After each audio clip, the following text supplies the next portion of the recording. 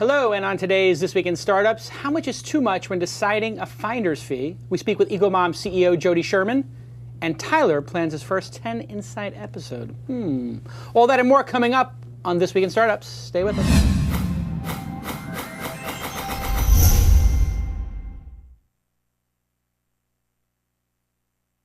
Spiked out, I could trip a referee. Tell by my attitude that I most definitely from.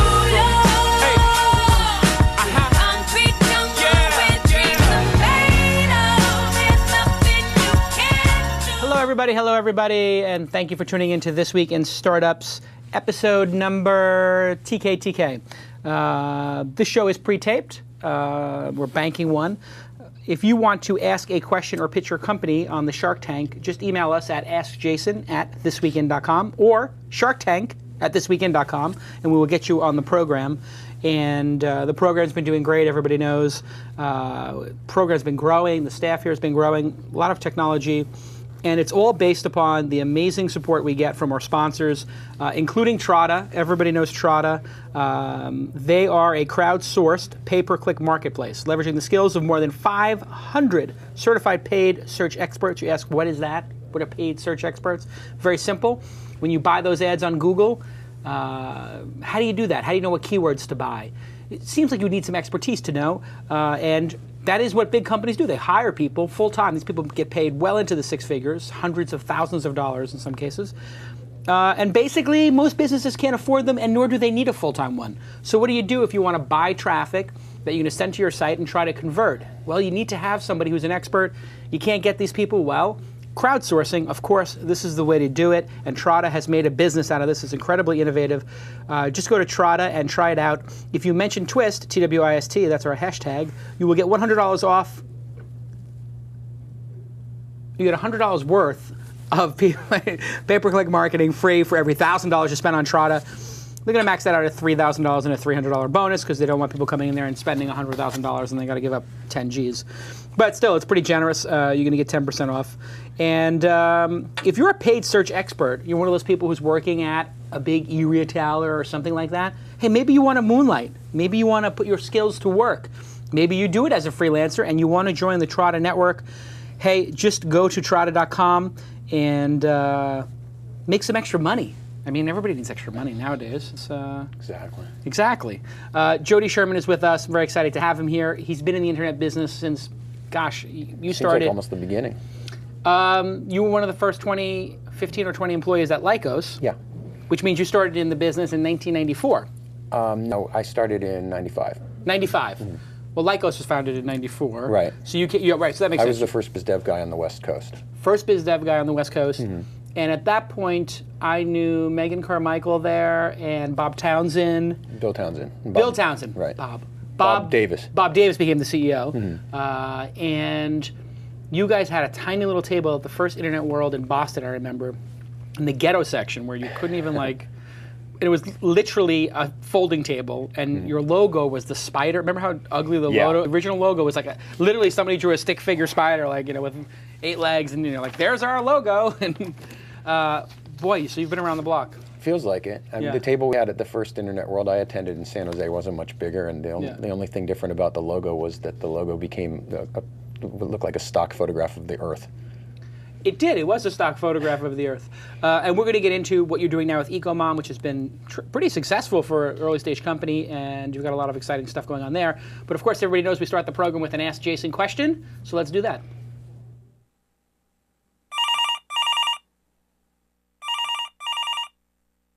So professional. I'm so proud of the network with these great graphics and everything.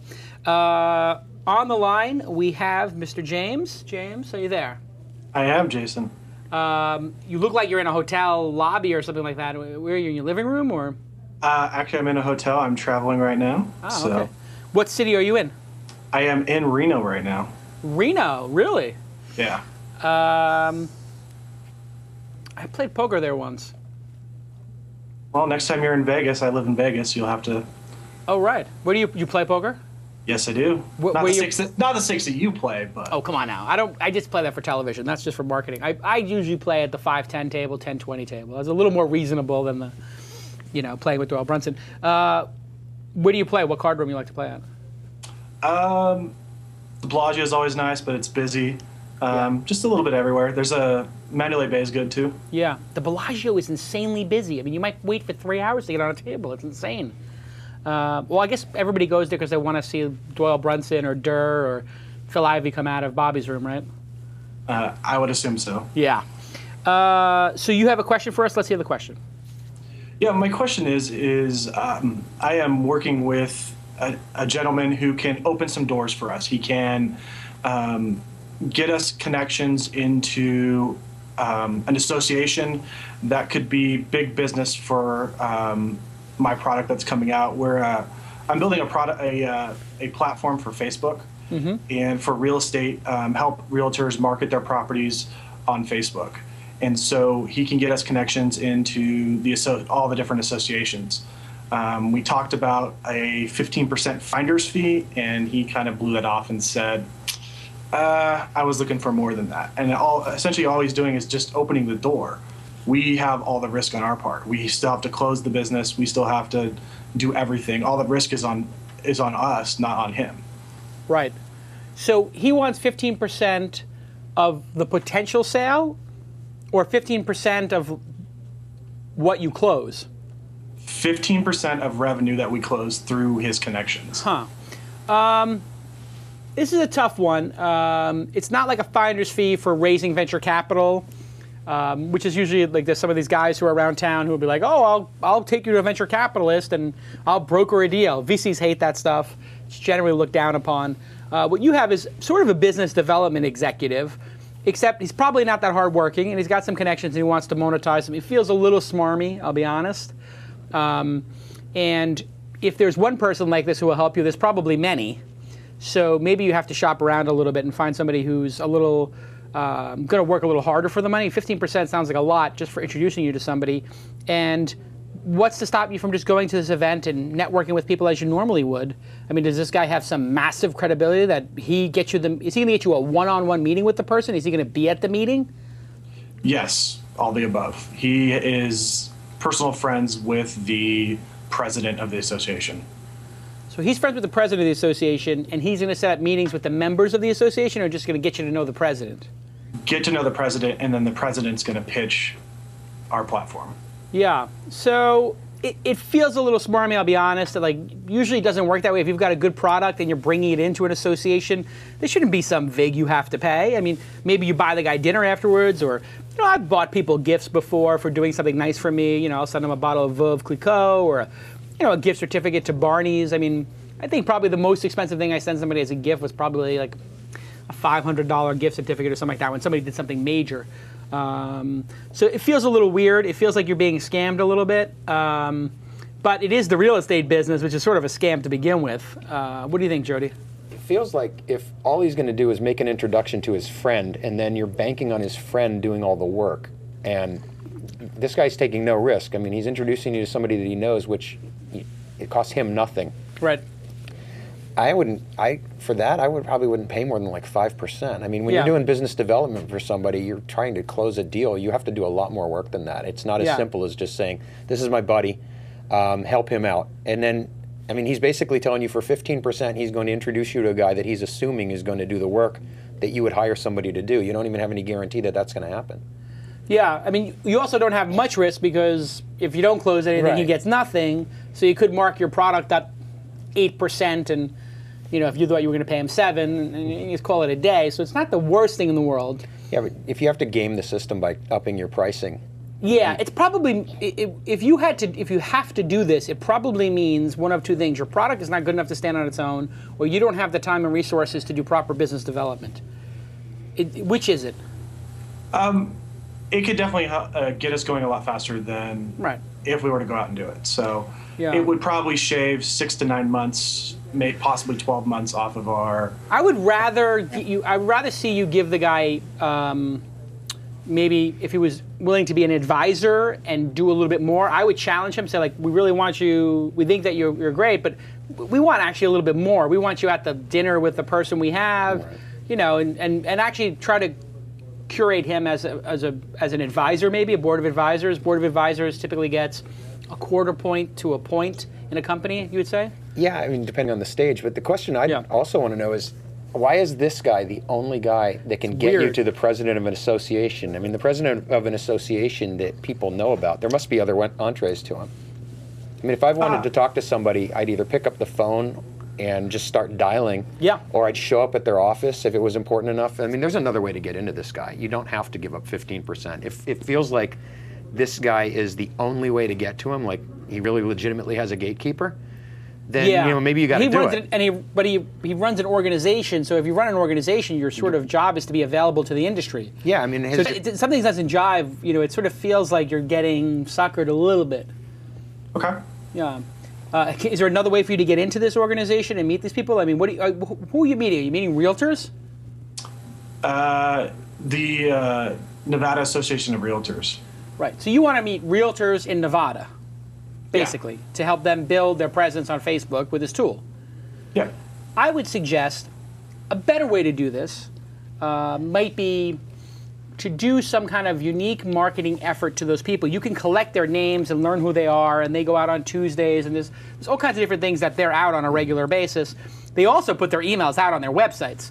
Oh yeah, I've got a list already. Right. So what I would rather see you do is for you to have lasting value and build your brand, as opposed to just shoving money over to this guy and shipping it, so to speak. I'd rather see you take $1,000 and buy some sort of interesting marketing device and send it to 100 different people who are in the space and tell them you can give them this thing for free and there's a premium version, and build your own mailing list, or take the $1,000 and host a cocktail party for these people, or take them out to coffee one-on-one and build a deeper relationship with them directly. And then you'll own their email address, and you've contacted them sort of the right way. This doesn't feel right to me. It doesn't feel right to Jody. No, I don't think you're building a champion. I mean, Jason's right. If you could find even one or two realtors in the Nevada Real Estate Association that were really in love with your product, you'd have some proof of concept, and it'd be a much easier time to swim upstream to the president of the association, because you'd be bringing one of his members with you. Yeah, you want to have a product that's so good that they're coming to you. So, I mean, you really got to look at that product and say how amazing this is a product that they cannot live without it. And so another approach, which I've used, is I would like to get you as my reference client. Therefore, I'm willing to set up your site for free, or I'll give you the first year for free, and I'll give you 50% off for the life of your for your lifetime customer relationship. And you do that, and you just say, you email 10 people, and the first 5 that do it, you say yes. And then you've got 5 or 10 people using the product, they got it for free, and boy, are they going to be champions. And you say, all I want is if I do a good job, listen, I don't want you to lie, I don't want you to give me people's names. If I do a good job, I just want people to be able to email you and say, hey, did he do a good job, yes or no? And if they want to talk on the phone, maybe you could take 2 minutes out of your day. That's all I'm asking for. That's going to be a much better strategy. That's why I'm in Reno right now. I'm setting up 2 people in Reno and 2 people in Vegas to be my champions. So yeah, I would say focus on the champions and forget about the guy who's so powerful that he needs to take 15. I mean, the 15% is just a huge number, and your profit margin can't be that great. So to give away 15%, just 2 experienced entrepreneurs just say that doesn't make any sense to me. Focus on what matters: product, relationships. Over deliver and make those customers love you. Everything else works out. Yeah, totally. I mean, it's almost sales 101. You're talking about developing a champion, which is going to get you more customers than a guy who's threatening to introduce you to somebody who may do some work for you. Yeah. This guy doesn't feel like any guy who would do this kind of a thing doesn't feel. I've had a lot of these guys I met, especially early in my career. I was sort of like, oh, maybe these guys can help. They can introduce me to the right people. And you know what? The thing that got me the connection with the right people was when I made great product. Exactly. And when I showed up at events and just said, hey, here's my product, It's almost the same with fundraising. You got guys coming to you all the time offering to introduce you to their buddy, and then they want a piece of the money. Yep. I've had all kinds. And they don't do it. Yeah. Good question, and good luck with it, and good luck in the hustle, man. Cool, thanks. Over deliver for your clients. That's it. We're trying. You'll do it. Trying to. Awesome. Cool, thanks, Jason. Be good. I mean, I understand you people want to take shortcuts in business if I can get there quicker, but that's not what it's about. And you're sort of focusing on the wrong thing. The product and the relationship is really critical. Well, if the product's any good, it's not like he's at risk by taking a little longer to develop a champion that's going to get him real business. That's another good point. I hope he's still listening. But I mean, if it takes a little bit longer, and your product refines itself, and you go from a 7 out of 10, and you have these 5 clients who are your, reference clients, and you get it to a 9 out of 10 before you go to market. That's better than some guy's endorsement who wants 15%. I mean, it seems like it. I mean, if the product isn't compelling enough, or the plan to build the product the way it's ultimately going to be isn't compelling enough, and it's just he's got to hurry up and get some customers, he doesn't really have a business anyway. Correct. I think he's got to focus on the product. So you've been in the business forever. We mentioned Lycos before. How did you wind up at Lycos? How did you wind up in the internet industry? Well, I was selling for a company called Parametric Technology. It was a software company that sold CAD/CAM software. So we sold things to people who designed, my customers designed spaceships and lasers. And and also Silicon Graphics was one of my customers. Oh, really? And I had sold SGI a ton of software. And my office was in Castro Street in Mountain View, and Jim Clark left SGI. It was a pretty famous story, obviously. You probably remember, to start Mosaic, and there was a big deal. He'd brought this guy, he teamed up with Mark Andreessen. Yeah, it was 21-year-old kid. Right out of college, and he developed a browser, and who the heck knew what a browser was at the time? Well, I was selling software to SGI, and had sold enough software where I had to go pretty high up in the company to make the deal. Right. And so I'd met Jim Clark, and when they started Mosaic, they started it on the 5th floor of the same building where I worked. Wow. And I had seen him a couple times in the elevator, and if you're in the Bay Area in the middle of startup world, you hear the news all the time, and that was actually one of the biggest news stories of a long for a long time. Yeah, Jim Clark's leaving SGI, which was at the time SGI was a rock top star. 5. I mean, yeah, easily top 10. I mean, we sold our software. Our licenses cost $25,000 a license, and you had to pay another $30,000 for the privilege of running it on their box. I mean, SGI had these were the Uber desktops with massive graphic capability, well beyond anything Intel or other people were producing, right? I mean, SGI produced their own chips, didn't they? Well, they had their own chips, and they also, you had to use those boxes to do, at the time, that's what Pixar was using to design, and companies like that were designing their first 3D models. Right. So So you were a sales guy. I was a sales guy, right. And I sold them a bunch of software, and I had a big commission check coming. In fact, I had a $300,000 commission check coming, wow. And it was one of those must-be-present-to-win things. Right. And I ran into Jim, and he told me about this company. We just ran into him in the elevator, and I got to find out what a browser was by talking to him a couple times. And I remember going home with the first version of Mosaic that was available to me, and I got on the computer in my office at my old house. And that was Friday afternoon, and I think I left my office on Sunday morning. Wow. And there wasn't a lot to see, but I was stuck. I was in love. And I ended up going from there to Alias, which was kind of the counterpart to Parametric. Alias made software for film and video and for industrial design. And the day I joined Alias, we got bought by Silicon Graphics. So I learned 2 lessons that day. One was I learned about accelerated vesting, which was actually pretty cool. Right. Which is? All of my shares, all of my options were immediately vested in Silicon Graphics stock. So I was an employee of Alias for one day and had a nice windfall the next day. And it was because Rob Burgess, who ran Alias and ultimately ended up running Macromedia later on, took care of his team really well. Right. And on change of control, your shares will vest. Exactly. And it was a nice windfall, and it was my first real experience with stock, because PTC was already a pretty established company, so you need to get 2,000 options there, and you had to buy them.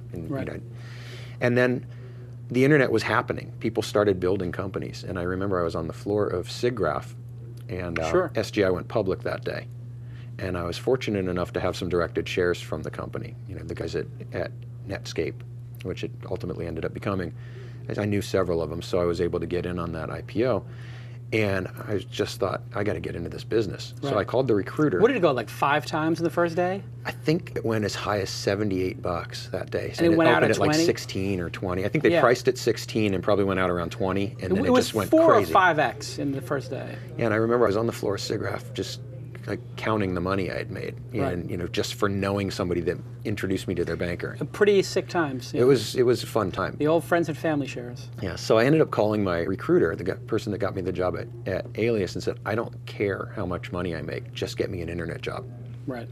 And it was just so obvious that was the future. It was just too compelling a product. I was so enamored with it. I felt like I'd seen the future. I felt like I was at the beginning of an industry. And earlier in my career, when I got out of the military, I started an early car phone company in Northern California, and was before the network went live. So I was fortunate enough to be in another kind of You'd seen emerging this movie trend before. Yeah, and I just felt like I didn't want to be. I wanted to get in. Yeah. So the important thing when you see an emerging trend is what? Well, for me, it's, I went with my gut. I knew that I had a skill set that was going to be relevant. I was a great sales guy. I had just my career was starting to blossom. I learned how to be a really good enterprise sales guy, and I'd learned how to do deals. And I knew that because this was a new industry, there probably weren't going to be a lot of deal guys yet. Right. But a lot of smart deal guys were going to jump on it. Right. So it was an easy place for me to, to trade. When you look at sales, and now obviously you're a CEO, and we'll talk about Ecomom in a minute, but when you look at sales, and there's a lot of young companies who watch this program, what do you think the core heuristics are, the core best practices are of just great sales at a startup specifically? Like, what differentiates it from just normal sales, and what do you think just good sales is? Well, for me, it's always been having a real deep understanding of the problem that you're solving for your customer. If you're going to someone and trying to sell them, for example, my wife used to sell copiers, right? It's a commoditized product. There's no difference between one copier and another. But she found a solution to a problem with their customer, and therefore she was successful. I think in a startup company, you're starting a company to create a solution, hopefully to a real problem, right? Versus a problem that you've manufactured and then you have to go market pain that doesn't really exist. You basically convince yourself that this thing solves some problem that people have, when in fact they don't have that problem. Exactly. Or they don't know they have it, which is just as difficult a challenge to sell. So let's assume that the company actually has a problem that it is identified and it's solving. And I think the best sales guys are empathetic. They understand their customer. They understand the challenge the customer's having and the solution that their product brings to it or their service brings to it. And they sell that. They don't sell fear. They don't sell greed. They don't trade on intimidation. They just go to the problem. They understand that the customer has this problem, and they develop that customer as a champion by convincing them that your solution is the solution to that problem. And I think the advice that you gave the guy that called is right on the money. If it's early and you're trying to develop referenceable accounts, you may have to do some kind of unnatural act, like give your first customer a free version of the product. Create somebody who's a real proof point. Right. And then use that proof to generate more proof. And, I mean, in early stage companies, early stage startups, in some ways sales is R&D. I mean, when you bring the product out, you're the first person showing it to the customer. Yeah, I mean, what we call beta is, we've tested the product, but your first customer is really your beta customer. Right. They're going to do things to the product that you couldn't imagine in testing, and they're going to break the product in a bunch of strange ways, or they're going to find things that the product needs. And I think the other thing that a good sales guy does is they do a really good job of representing the customer to the company, because you're the advocate for that customer. At the end of the day, your customer, if you're a sales guy, is paying your paycheck. It's not the company. Right. So, if you're really good at listening to your customer and developing them as a champion and solving their pain and representing them to your company in a way where the customer feels like you authentically care, you not only help your company because you're getting them customers and you're developing referenceable accounts, but you then earn the right to ask for everybody else they know that's like them. Because generally, if you're selling something to somebody, they know somebody else who's going to need what you want also. Right. And I think really good salespeople are good at developing those champions, both to sell something in their company, but also to help them become somewhat viral and get them the leads. Yeah, I mean, it's the most annoying thing in the world when somebody who's a bad sales guy says, "I know that I wasn't able to sell you on this, but who are some people that I could get to buy the product?" I mean, why do they do that technique? Is it some book somewhere? Like, if you don't get this, at least you got that? Yeah, I don't know. Maybe they're closing for something, and that does bring up a good point. I think the other thing that I don't know if I'd call them professional salespeople or not, but good salespeople do, is they understand what they're closing for on that particular meeting or call. So in my old days when I was trying to get demos so that I could take the software out and prove to people that it did something that we said it did, my first sales call was a phone call to just get somebody to give me the time of day. Right. And once I closed for that, I got the meeting, I stopped selling. Right. Because you can unsell that very quickly. And then you get in the room, and you need to know before you get in the room, what is it that you want to get out of this meeting? Right. And then you get that, and then you stop selling. Right. Because you can unsell in the room, and you continue to move the process along that way by just getting each step of the way as you're closing for something. Each one of those wins gets you closer to the goal. Right. I just want people to understand the product. I just want them to understand that they could possibly use this, and just something as basic as that, as opposed to the sort of spastic, like, are you going to buy it or not? Like people just high pressure tactics, and what can we do to close a deal, and how can I get you in? Yeah, I mean, if you're selling a fast twitch product, somebody walks in to buy a car, you don't need to go through 4 or 5 meetings, right? Right. Everybody knows when they're walking onto a car lot that they either are or are not going to buy a car. So we're not talking about that kind of sale. But in our business, in the startup world, you're selling some tech, right? That involves convincing somebody that you have a solution to something. If the solution's so amazing that when you show it to somebody, it's like staring into the face of God, you can ask for the order on that day. Yeah. I love going on sales calls. I've always loved that in all my companies. It's the greatest feeling in the world when you go to a sales meeting and you get the sense that, God, they love the product and they really want to buy it. Yeah, you leave that room feeling as high as, like, it's one of the best feelings in the world. Yeah. Like, really, you feel like you can do no wrong, and you leave that meeting and you're so much more productive for the rest of the day too. It's pretty awesome. Tell me about what you're doing now. You've done a bunch of stuff in between, but we would take 3 hours to basically go through your whole career. So let's talk about Ecomom. I've taken a look at it. When did you start this company? How did it come about? So the company, we launched last February. How it came about was when I left my last company, which was, we had sold to Virgin. I didn't know what I wanted to do next, other than I knew I wanted to start something that solved a problem people had. And that also, if it solved that problem, would do some social good. Right. So I was, an entrepreneur looking for a problem to solve, and my filter was simply just those two things. Help somebody and do some good. Exactly, and build a business around that. And I felt like if you were solving a problem people had and also doing some good, then a business could be built around that. You want to do well and do good. Yeah, as long as I found a market that was big enough, obviously. Right. So I just started looking around. And I had spent a lot of time playing around with the social web. Facebook was becoming much more prevalent in my life. And since I didn't have a job at the time, you could sit for hours and have this weird relationship with the internet where you're just stuck online all day. And I got out of the house and started looking at what people were doing. And what I realized was that every time I saw people getting together, that was social networking. Right? We've been doing it since the beginning of Caves and Fire. People used to get together in rooms and talk. Now we do it online. And my theory was that once I kind of realized that, I realized there has to be some audience that is authentically social in the real world and very social online to whom I could sell something. Right. And I came up with a couple key criteria. One was that they were, in fact, truly social, and not because they wanted to be, but because it informed how they lived their life. And the other thing was that they had to be committed to spending money. They had to have a budget. And to me, that meant they had to either, be caretakers or caregivers. And the two audiences that were really obvious to me were just moms and pet owners. They have very similar characteristics. And office managers. Okay, well, I wasn't really interested in the office No, manager I know. space. I'm sure. I'm being facetious. Yes.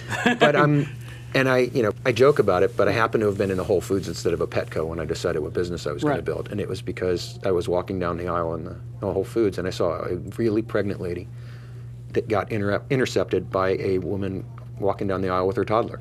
And they just stopped and talked for like 20 minutes. Yeah. And I watched them talk. I don't know why I stopped and watched them talk, but I did. And then I went and talked to them. And then I started talking to moms everywhere and just asking a lot of questions. At what point did they call the cops or security or anything? Just come walking up to them and start talking to them? I would just walk up to them in grocery stores and in it is boutiques. Los Angeles and stuff. Yeah. Well, I mean, I was marginally, I wasn't an off-putting looking guy and I had a wedding ring, so I wasn't really threatening to them. And I was asking them about their life. Yeah. And people love to talk about themselves and their children.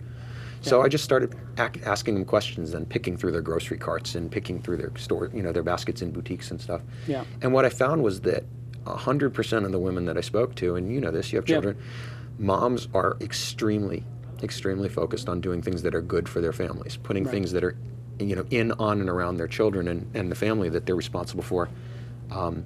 They want to, wherever possible, make the best purchasing decisions. And keep the wrong things away. Yeah. And, there were a lot of places where you could buy those things. But there wasn't anybody that was authoritative on what was really authentically good, safe products. Right. And that once you found those products, you could buy them there. There were a bunch of content sites and a lot of bloggers who were widely respected, but I didn't see anywhere where someone had done a good job of aggregating these products and curating them and having commerce. a point of view, Yeah. and then selling something. Right. I mean, you have Good Guide, which was at TechCrunch 52 years ago. Right. How does that done? It's done pretty well. I mean, Yeah. it's really widely respected, and on Yeah. the content side, they've done a really good job. Yeah. They've made it easy for people to filter on the products that would be safe, and they're a complement to what I do. Yeah. But I They're like a reference book. They're a place that you can discover good, safe products. Yeah. But my background, because it's sort of sales has been in my DNA. Yeah. I've always felt like the best relationship you could have with a customer is one when they give you their credit card.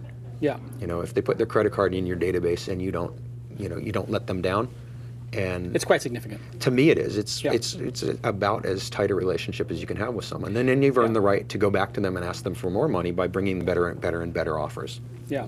So that's how we got started. Zappos, Amazon, pretty tight relationships with their customers, PayPal. Absolutely. And so Ecomom essentially does what then?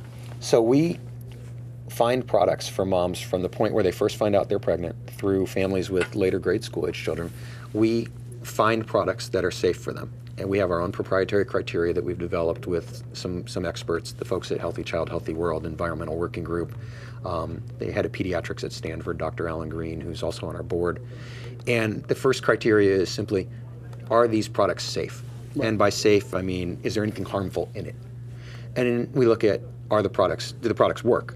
Do they work as advertised? Because just because a product is technically safe, if it doesn't work, it's not a good product. And then last but not least, are the products cost effective? Because we want to change people's purchasing behavior. We want them to get that healthy choices are easy choices. And in many cases, healthy choices become easy choices when they're also not only easy to buy, but they're cost effective. Right. So we find those products, we test those products. Our team in-house is mostly moms and dads with new little children. So everything that we sell, we use. So if I were coming to the site, I just picked toddlers and a brand here, and I'm looking at this Plum Organics. So you're looking at a line of organic baby food that's created by a company called the Nest Collective. They make Plum Organics and they make Revolution Foods. Plum is for toddlers, or for infants through toddler, and then Revolution Foods is from, call it, toddler through into early grade This is a school. big company, a small company? They're also a startup. They were invested by Catamount Ventures. Founder of Catamount is the guy who founded drugstore.com. Yeah. And they've been around now for a couple years. They're in grocery stores all around the country. Tastes good? I eat baby food quite literally every single day. I get into the office and I want a snack. I mean, and the baby food that we sell, it's organic and it's basically just pureed food. Well, I mean, it's just, so the audience knows, I just literally picked this at random from a lot of products you have in here, and you know this product, who makes it, who their investors are, and you've tasted it. So essentially, you guys are not an e-commerce store. You're a Good Housekeeping seal of approval. You are vetting and curating what you sell. Exactly. I mean, we have something called Ecomom approved, and basically that's, it's branding, but every single product we sell is Ecomom approved or it doesn't get on the site. And to be approved, it has to pass a myriad of criteria. In some cases, if it goes in your mouth, it actually goes to Dr. Green, who is, one of the most respected doctors in the space, and who's been involved with everything from public policy to, like I said, the head of pediatrics at Stanford. And if he says that it can't go in somebody's mouth, I don't care what the chemical list says. We won't sell it. Huh. And even down to like clothes and toys and books, like literally everything on the store, your team looks at and plays with and says... Everything, including stuff for you. I mean, we sell men's skincare products, and I've tested every single one of them. And so how do you communicate that to the users so they know that this carrot toy or whatever it is, is Ecomom approved? I mean, aside from it being on the site, is there a way for somebody to know how much care goes into the selection of these things? So obviously on the site, we have to, we tell people our criteria, and we start with the simplest, which is simple, safe, and smart. Right? Simple, we're making it easy for you because we're vetting these products for you. Safe because it doesn't have anything bad in it. Smart because this product works really well and it's an easy purchase for you because it's cost effective and it's reasonably priced. And then if somebody wants to drill down, they can actually get into the science behind that. We expose all that because just because we say it's safe doesn't make it so. We need to tell people that if you're interested enough, we need to say this chemical that you can't pronounce isn't in anything. Right. But we go a lot further than that. On our site, we have the manufacturer's information. We have our own point of view, why we like the product. And we've got thousands of bloggers with whom we work all over the web that are moms who write blogs and test products and also put these products into use in their own homes and write reviews. So, within our walls, we've got why we say it's safe, and we've got the standard stuff you'd expect on an e-commerce So- site, like reviews. Yeah. So you said before, social entrepreneurship. I've been hearing this buzzword a lot. I'm an advisor to Costcast, my brother-in-law's company. And the driving force is not the bottom line, the profitability. The driving force is the mission statement. And how do you balance that? Or am I correct or not correct? Well, there's a couple things. Yeah. I mean, we believe that if we can help shift people's buying behavior to go from a, quote, conventional product to a product that is better to put on and around their children or around their family, that in and of itself is doing good for the world. But we take it much further than that. So we tax our business off the top. So 1% of total sales, not profit, but from the very beginning of our business, 1% of total sales go to several different charities, the main one being Healthy Child, Healthy World. When the earthquake hit in Haiti, we taxed our business 10%. Huh. So we tell our customers that when they're doing good by doing something good for their family, they're also doing good for the planet and for other people. And we promote that everywhere. It's not just a sales tactic for us, though. I mean, it's the way we live. When I left Virgin, I was kind of struck by how Richard Branson is taking all of the profits from his airline business and reinvesting them either in legitimate causes, directly to the cause, or in technologies to try to solve problems with the environment. And that just kind of inspired me and made me feel like, I've been really lucky, and I've had a nice run. But if I'm going to do something else and I want to try to do something big, why not do something that's actually going to be good for people? And does it confuse the running of the business on a management level, or does it take out, I would suspect, the wrong people from working at the business for the wrong reasons? I mean, making money, it feels like there's a lot of ways to do that. So when you're hiring people, I would guess that this becomes a huge selling point, that this has a big higher meaning to work on this.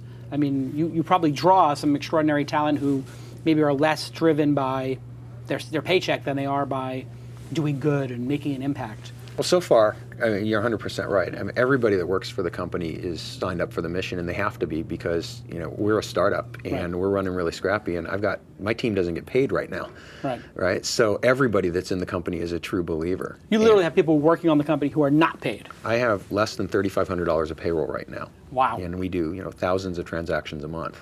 So just a pure startup, like startup. Yeah, I mean, this thing started in my guest bedroom. I used to have pallets delivered to my house. Right. So, in answer to the question, we absolutely do. And it's one of, if you want to take a page out of Tony Hsieh's book, when you're talking about building a company, it's a culture thing. And we're actually having a meeting on Monday about this. I've got 6 people on my team right now.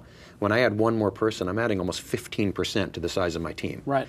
And how that can upset the early culture in your company, or how it can impact that positively, is absolutely critical. When you're 100 people and you add one, the 1% that you add in terms of overall headcount can still upset things. Yeah, they can screw it up, but because they might have 15% impact on your personality of the company because they got a big personality, like you and me. Yeah. Right. And so the kind of people we're finding are primarily moms and dads with little ones who also care about this and who happen to be extremely talented. Right.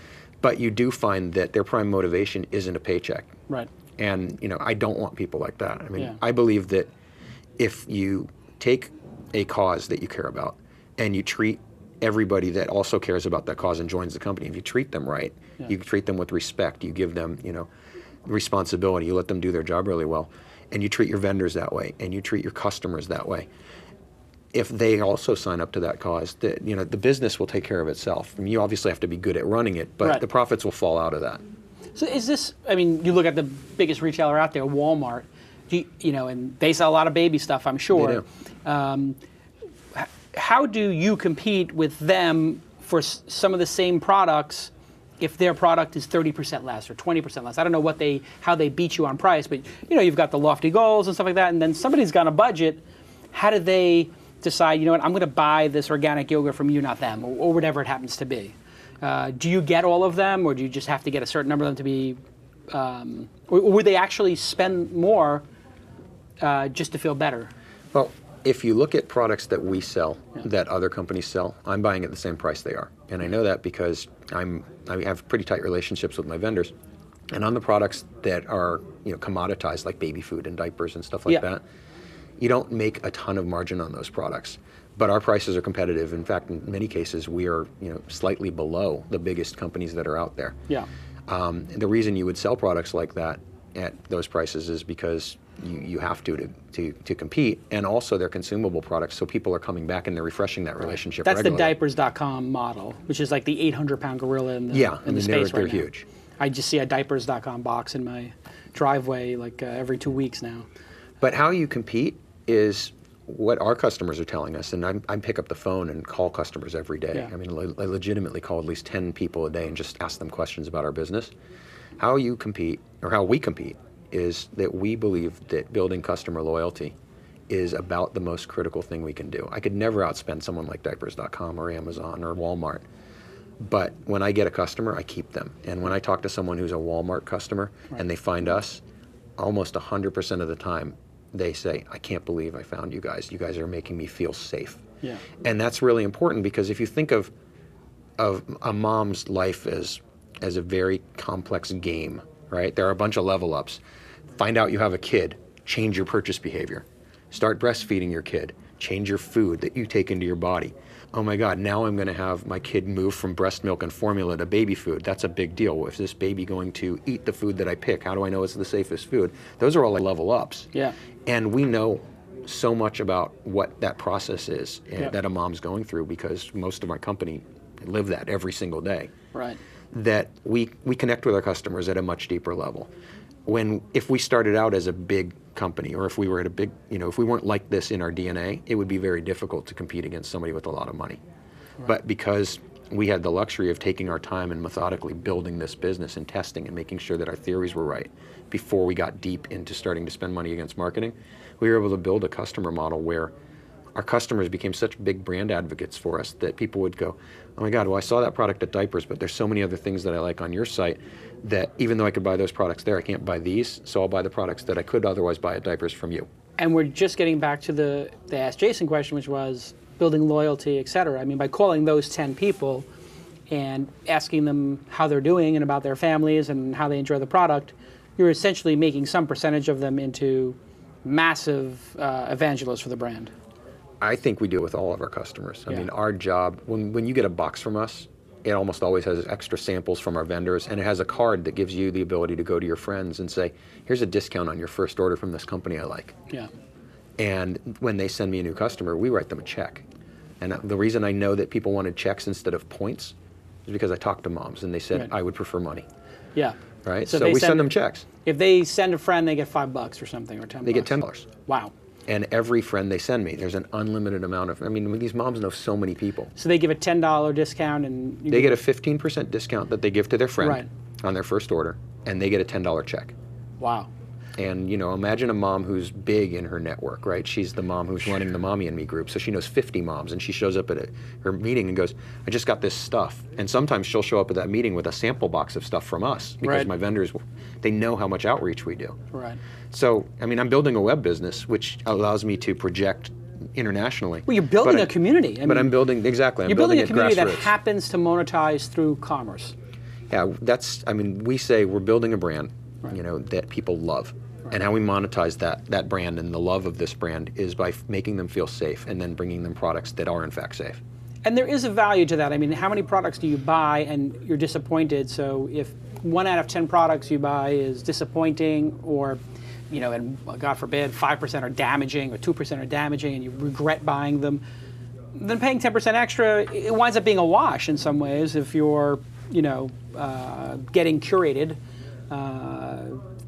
away from making mistakes and towards finding things you love, because you don't have to trial things. If it takes you 3 times to find a food that you're happy with, and you guys have done that testing already, and you won't carry food that sucks, you basically saved me from buying 2 or 3, types of food for London that she's not going to like anyway. Yeah, exactly. And that I'm not going to feel good about giving her. And if you feel good when you buy that food from us, you're going to feel just as good when you go into, my kid's going to start spending a lot more time outside, I need sunscreen. Yeah. Right? And when you're putting something on your kid, that's their biggest organ. Right, and you're rubbing lotion all over them, and their body absorbs it. Crazy about that, because I was using some off-the-shelf suntan for her the other day. Now I'm just worried. Well, I gotta buy something more safe, right? I can't just use like the Well, it depends regular- on what you're using. You might Yeah. be using something that's great, but there's a bunch of different Yeah. sources where you can find that information, Yeah. and we stay on top of that, so we only aggregate on the Well, ones the that are other best. thing is these guys also seem to be baiting and switching. Like, you think this brand is so organic and natural.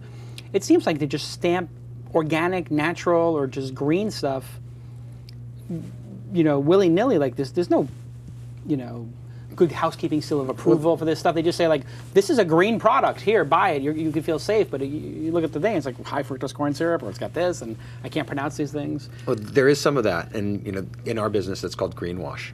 So instead of whitewashing it, you greenwash it. Exactly. And there are a lot of products that, kind of live under the banner of organic or green. And just because something is organic doesn't mean it's good for you. What if this high fructose corn syrup is made from organic corn? It's still garbage. Yeah. Right? Or what if the chemicals that are in this product that you're using to What clean would your be the kids' biggest room? offender that people use regularly that would be, like, greenified, but really probably not green? Well, look at hand sanitizers. I mean, up until earlier this year, everybody was using Purell all the time because they wanted to get the germs off their hands. And then it comes out that triclosan is really bad for you, and it's bad for your skin, and it's bad for your children. Wow. Yeah, and the FDA finally came out with this. But this has been something that a lot of people, outside of the FDA's world knew for a long time.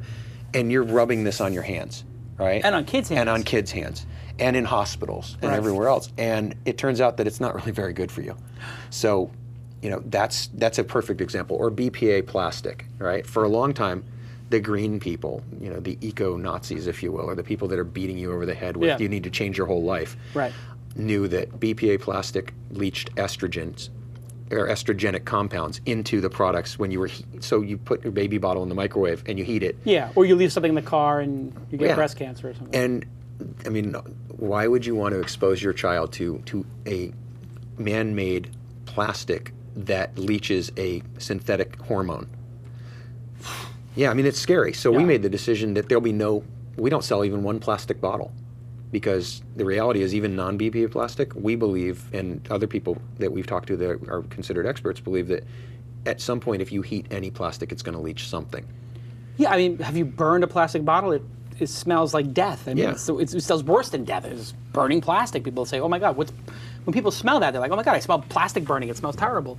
And if heating it up can't be good. Well, it can't be. I mean, plastic, it becomes liquid with high enough heat, and if it becomes a liquid, some portion of the chemical, and that's going to get into whatever you're heating it in it. And interestingly enough, right before we had our kid, when my wife was pregnant, all plastic gone. Now we've got all kinds of glass and Sig bottles and everything. There's just no more. There was a whole problem with Sig, though. I mean, everybody thought Sig was safe, and it turns out that Sig lined all their bottles with BPA. And here's the bigger issue. I can't keep up with it. Well, they said for years, we can't tell you what the lining of our bottle is because it's proprietary, but we've tested and it doesn't leak. Oh, bastards. Or it doesn't leach any BPA. And then it turns out they came out late last year and said, you know what, it actually does leach. Oof. And it was a nightmare. Right? So what we did was we said to everybody that had a Sig bottle, just send us your bottle. Send it to us. We'll dispose of it properly, and we'll send you a bottle as a replacement. We went to our vendors and said, here's an opportunity for you to get your brand out. You've got a new brand. People don't know about you. Everybody knows about Sig. Let's do some good here. Yeah. And so what was their safe brand? What do you recommend in the bottle space? I mean, there's a bunch of good bottles. There's a company called I hate to make this a personal consultation for my own. I mean, we sell a bunch of them, but you could look at Eco-Usable. You could look at Think Sport. I like this bottle that we sell from ThinkSport because it's big and it's double lined, so it stays either really hot or really cold. So personally, I like it. So I'm walking around with a bottle all the time, and my wife keeps reminding me that I need to drink more water. So it's a good way to do it. You basically have proven the value of the site just by all of these issues that I've had. You guys are actually like way 10 steps ahead. Well, that's what what we all do. you do all day is just think about this stuff. So if you buy something there, you can't guarantee everything because you probably sold Sig bottles at some point. Or We never sold Sig You never bottles. sold them because you just thought there was a question mark there? We made a decision prior to that because there was a lot of information in the industry that the assumption was that those bottles leached. And frankly, if they wouldn't tell me what the bottle's lined with, then I can't tell my So customers you're it's even safe. ultra conservative. Like even if it's not proven, you're gonna take the more even conservative approach. Well, I'll give you another example, and then we can stop selling my company here. But that's sort of the point. Yeah. We had a the point of the customer. show, yeah. We had a customer send me an email, and she said she had a concern about an ingredient in a supplement for new moms, and the amount of the ingredient was deemed safe by everybody, including the people who are really knowledgeable on what goes in your body. The doctors that we work with, it wasn't a level that mattered. It was statistically insignificant. But I went to Dr. Green and I asked him about it, and he said, this is exactly what your company exists to do. It's to make people feel safe. And there are alternatives to this product, and this is a gray area. Although you could spend a lot of time explaining to this woman why it's safe, you could also just get the product off your site. Right. And offer the alternatives to the product, and let's look at these as alternatives. So I called the customer and I just told her that. I said, look, I can give you a million reasons why this product is safe, but I'm not going to do that. We're going to take the product down. It's no longer being sold on our site. Based on the information that you highlighted for us, it brings up an issue for us, and the issue is that we don't want to have to be in the business of making you feel safe in a gray area. Right. And since there are other products that one could buy that are very safe alternatives, that are great products that are meet all of our other criteria, why not just take the gray area off the table? Yellow means stop. Does not mean slow down. That's what the cops keep telling me. Good luck with that. I'm just kidding. Your cars are too fast for that. Yeah, no, I don't run red lights. I may have gone in previous occasions fast on the highway, but never run a red light. Allegedly. But actually, no. There's a great scene in Taxi, which I'll ask my guys to play at the end of the show, where Jim is taking the taxi test, the driver's test, and one of the guys, is, remember Jim with the crazy hair? Like mine. Like your hair, right? Exactly. You got a little bit of thing. He says, if you have any questions about the test, I'll be right over there. You can just ask me. So he's at the DMV and he's saying the test, and he goes, yeah, what? He goes, what do you do at a yellow light? And the guy goes, slow down. And Jim goes, what do you do at the yellow light? And he goes, you slow down. I think I remember the scene. What do? It's the greatest scene ever.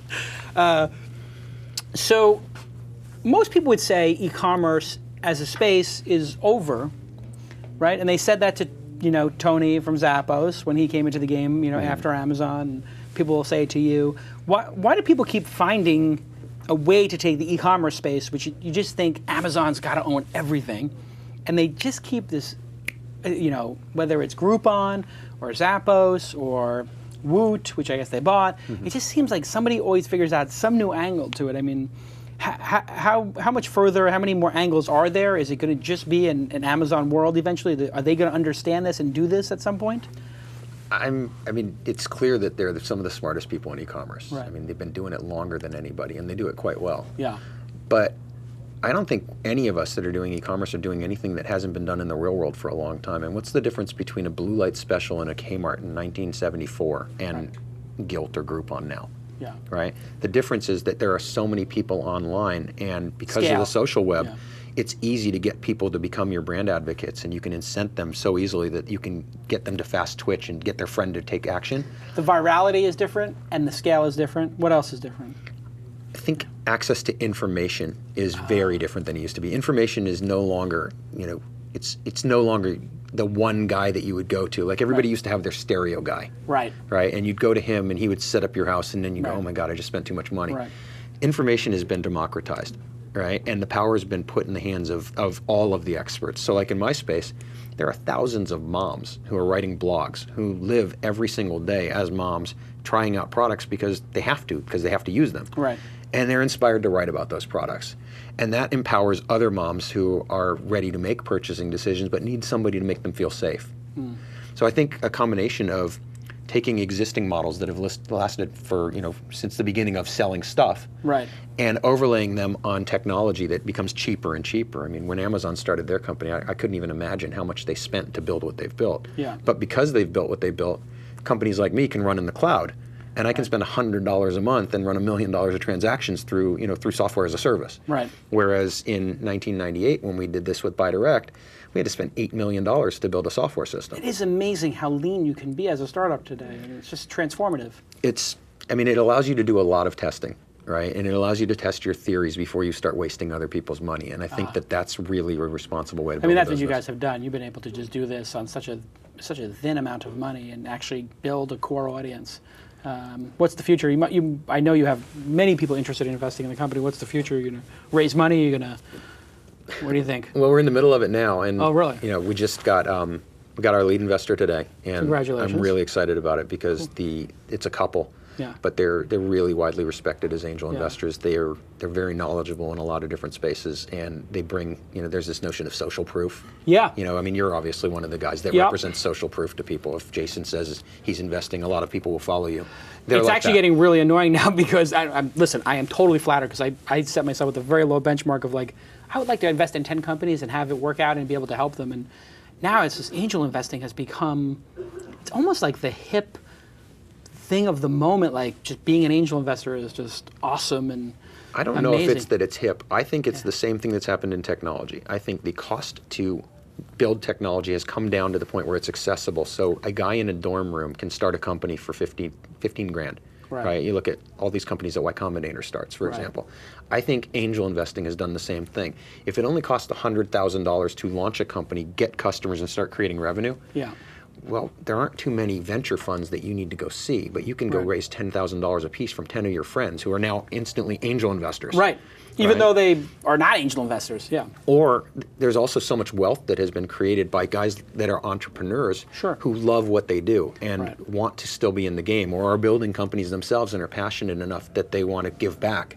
So I think access to technology and the cost reduction that we continue to keep seeing, and so that means we can do many more companies, take many more swings at bat. I think absolutely. So what does that mean? Does it mean we're going to have a lot of like carnage or a lot of small businesses? I think you're going to see a lot of dumb stuff get funded, which happens in every market. And the more money that there is available, the more deals people are chasing, the harder it is to filter.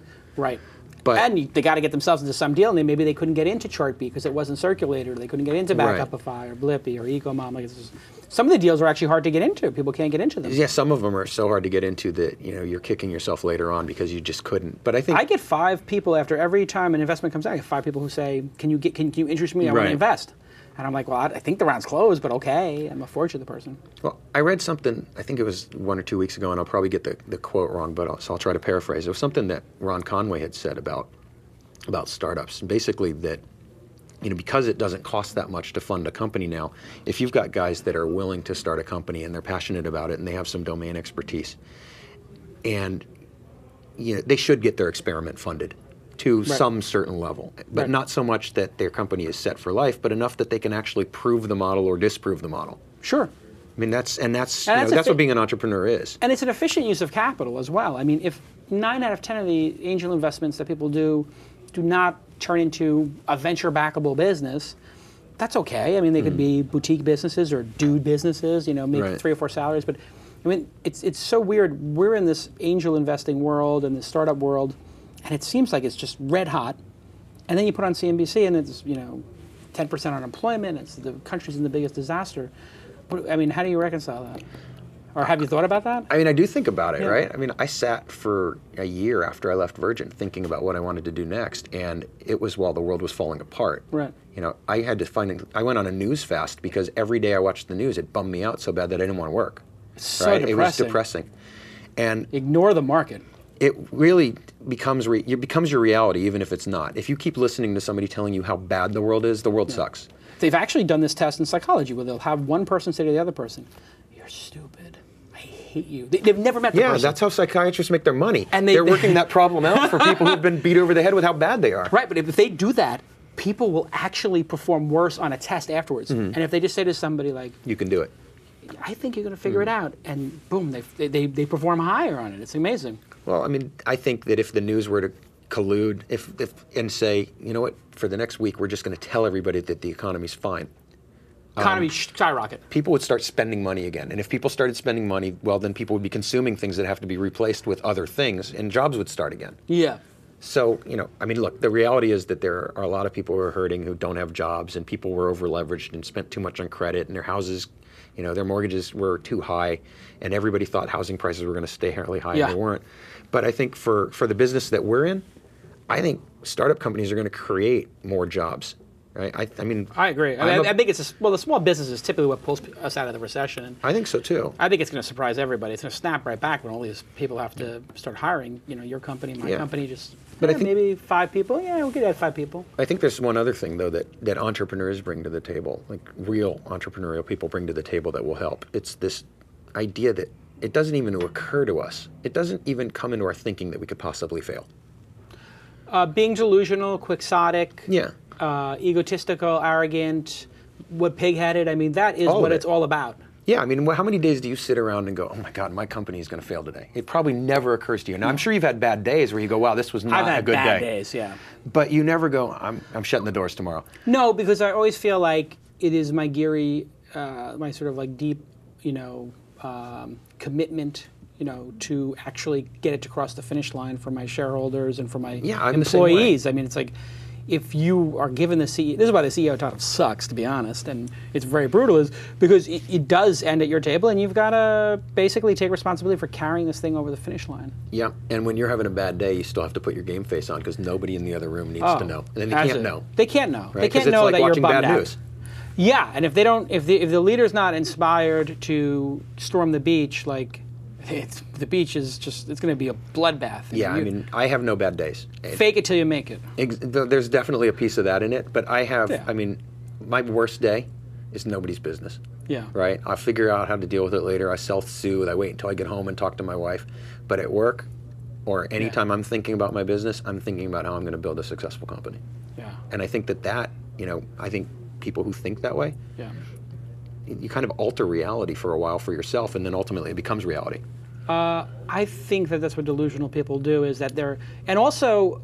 I don't know if it's delusional as much as it's irrational. It's irrational, but then because you don't accept the fact that you can't get this done, like a normal person would say, you're going to charge extra to give away to nonprofits, and then you're going to compete against, people who have a million times more product than you, and you're not going to sell as much, you won't have as much choice, and you're going to charge more in some cases, and your expense is higher, and you're not as efficient on the phone with people. You're actually going to pick up the phone, and they're going to be having people in India, or Amazon doesn't have a phone number. Like, this isn't going to work. Mm. And then you do it, and people fall in love with it, and they want to, commit to your brand.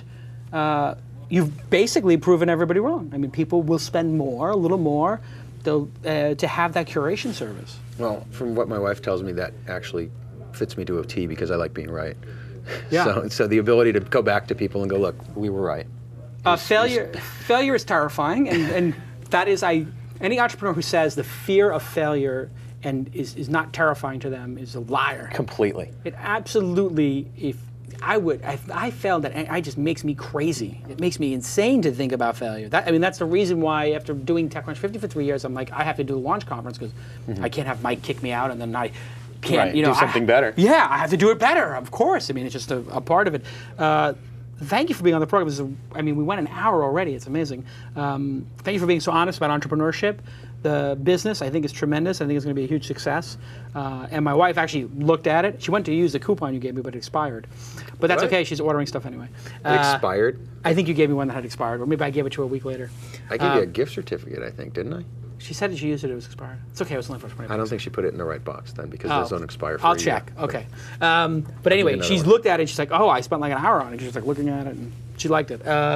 Thank you to Trada for sponsoring the program.